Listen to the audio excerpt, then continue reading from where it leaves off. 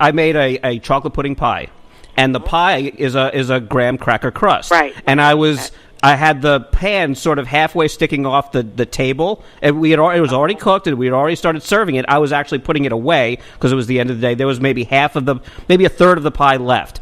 Well, I didn't realize that the heavy part of the pan was sticking out over the edge, and it tumbled off the counter.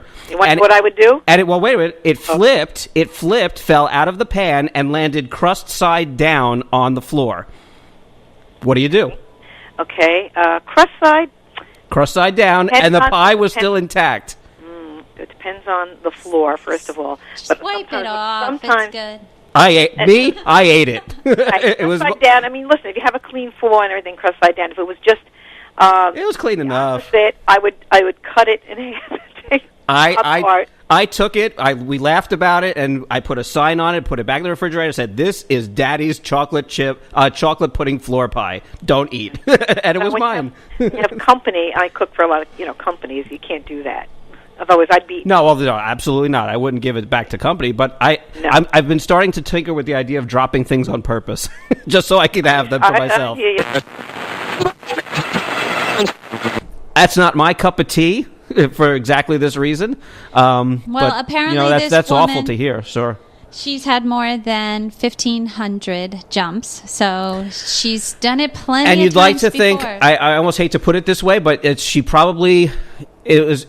was gonna go, that's one of the ways she probably thought in her mind is the way she wants to go.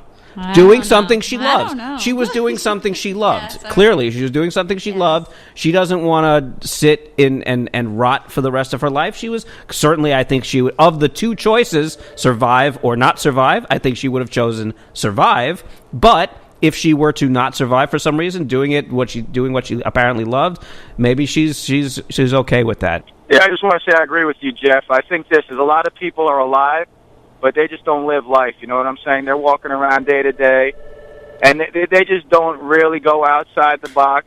I feel bad for those people who don't live life. Like, they go to the end of their life, and maybe they've lived their life, but they've done nothing.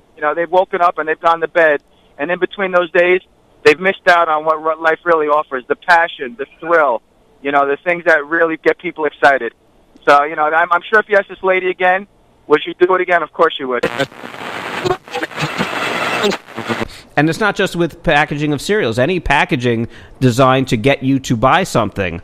That's what the packaging design is supposed to do. Well, this team examined 65 different types of cereal at 10 different grocery stores, or a total of 86 spokes characters. And they measured the angle of the gaze of the character 4 feet away from the shelf, and 66% were targeted at kids. Who would be one of those characters that may be gazing down at your children? Name a cereal character. Oh, like Tony the Tiger, or there's the leprechaun from the Lucky Charms. Does he have a name? Bobby. All right. Well. There's the Count Chocula. Oh, yeah. One of my favorites. There's the honeybee from Honey Nut Cheerios. You got there's Toucan Sam from Fruit Loops. There's the rabbit from Trix. I mean, you know these pretty well. I know these too well. There's whatever athlete of the month on the Wheaties box. Whoever that might be. I don't know if he applies towards children, you think? Well, why not? They want to expand their market as much as possible. They said the cereals that were... There's that frog on Honey Smacks. There's the bear on Super Sugar Crisp. There's there's the 3 guys on Rice Krispies. There's Snap, Crackle, and Pop. I'm telling you, when you go to food, that's one of the things that's in my wheelhouse too. Particularly, obviously, now the sugary, sweetened cereals that I should not be eating. Was that impressive or was that awful? I thought that would carry out the rest of the show. You trying to come up with them, not that you'd wheel them off 1, 2, 3. I'm sure there's dozens more that I'm kicking myself for not thinking of right now. They did say on the adult cereal boxes. I would think Wheaties goes in that category. I think Wheaties goes towards. I think that's universal. The characters often gazed ahead, but not downward and to make eye contact. Well, I think. If you're talking about those like are even usually sports people, but on like a box of Special K, for example, they usually have a woman who's physically fit. Maybe she's looking forward. I guess I don't know. I don't know that there's a specific character for Special K. I don't think there is. Adult cereals. Anything with marshmallows in it, in my opinion, is an adult cereal. That's not for kids. Anything that's got more than 3 colors or has a cartoon character or marshmallows. That's the criteria for adult cereals. I don't know what they're talking about kids cereals. That's just silly.